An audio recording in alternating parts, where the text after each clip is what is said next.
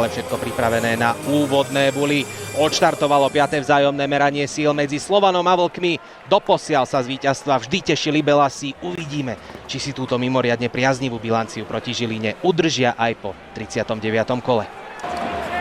Akože ale nepresne, teraz si Slovanisti neporozumeli a môže z toho byť rýchla kontra na druhej strane. Strela Kojša a je z toho úvodný gól.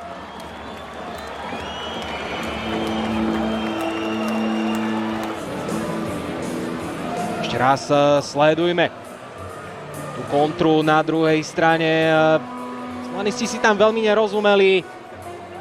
No a Patrik Kojš s Petrom Galambošom to spravili výborne. Galamboš dosledoval celú situáciu, reagoval na ten odrazený puk od stroje Henry Okiviaha. No a ktorou časťou tela to tam Galamboš dostal? Vyzerá to tak, že Milan Bartovič mal pravdu a išlo to tam v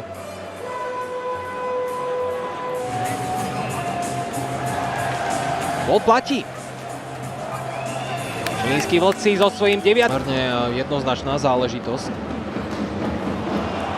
Rozhodne prekvapenie. Toto je ale o Slovanu predsa len. No a pre Jonáša je to 8. gól v aktuálnej sezóne. To na jeho konte svieti aj 7 asistencií. No takýmto spôsobom sa k nemu oni si dostali. Dobré napádanie od Petereka, no a ten zakončoval dokonca v páde. A nešťastný teč. No Takáč sa to ale bude snažiť zmeniť. Takáč versus Rýchlik a Samuel Takáč je úspešný.